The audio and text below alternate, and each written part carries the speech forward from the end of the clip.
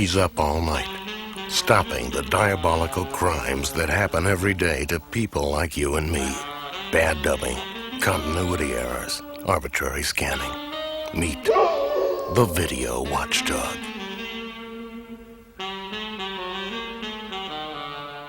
When a film is released, hundreds of prints are made.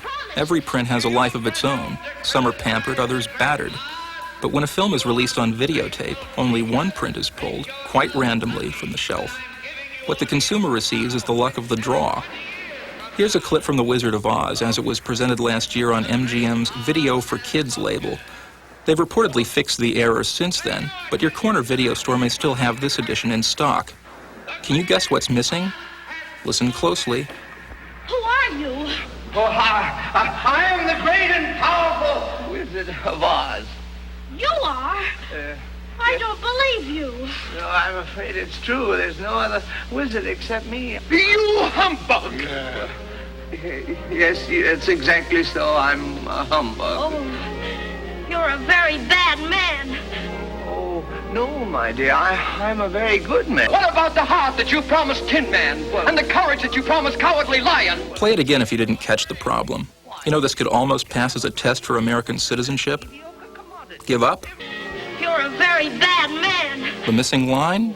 No, my dear. I'm a very good man. I'm just a very bad wizard. Busted by the Video Watchdog. Sometimes we're more familiar with certain movies in their abbreviated states. Home video gives us the option of seeing old and new favorites in their original form. Some movies can actually be seen in a choice of forms. Vestron is making the gory horror film Reanimator available in two versions, the moist and momentous uncut version, as well as an R-rated edition for the squeamish viewer. Hardcore fans of the film will want to check out both. The cut version has none of the film's notorious gut-wrenching effects, but it's a full 12 minutes longer, thanks to extended takes of the familiar stuff and some new scenes swept up from the cutting room floor. Did you ever get the feeling that all the scenes are intact on a tape, but you still haven't seen everything you remember seeing in the theater? Here's a clip from the original version of The Fly, available from Key Video.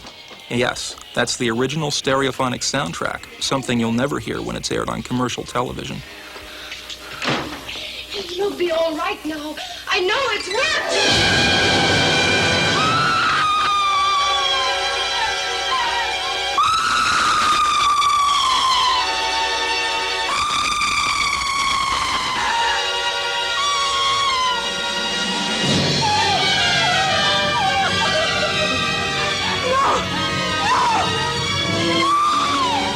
The sound's a genuine plus, but this isn't the way the film looked on theater screens back in 1958. Compare the Key version with this rare original CinemaScope footage.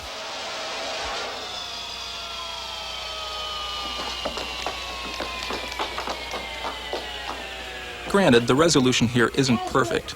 The color's turned a bit. But look at what you're gaining. There, not only do you see the Fly unmasked, you see his wife's horrified reaction all in the same frame. And watch how many screaming faces originally fit into a fly's eye.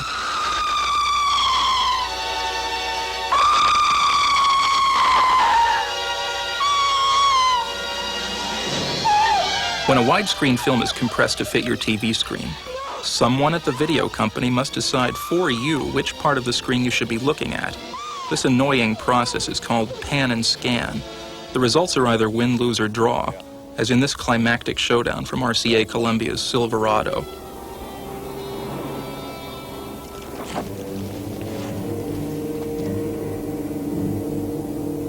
Goodbye, cop. Goodbye, Peyton.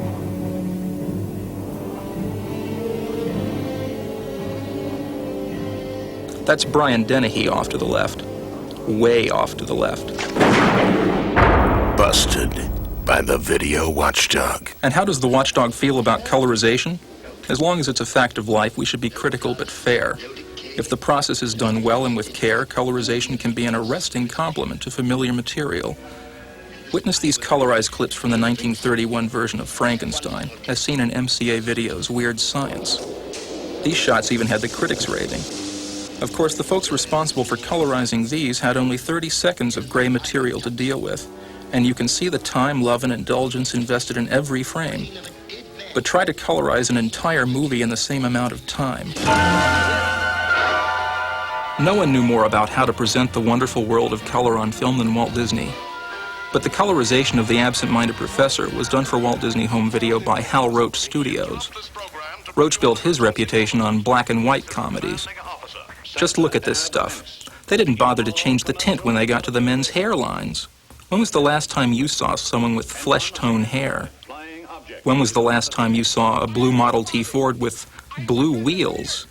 This enchanting fantasy was filmed in 1960, a full 20 years after Disney had made Snow White, Pinocchio, Fantasia, some of the most colorful films ever made. If Walt Disney had wanted this film to be seen in color, he would have made it that way. After all, in 1960, even Roger Corman was making movies in color. Busted by the video Watchdog. And finally, just to prove we aren't playing favorites here, what's wrong with this picture? This is the opening scene of Repo Man. What you got in the trunk? Oh, you don't want to look in there. Give me the keys.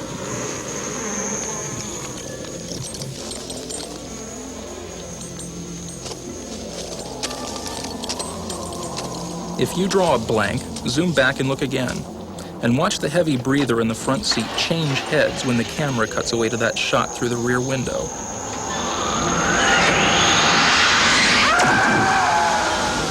Even our own boss. Busted by the video Watchdog.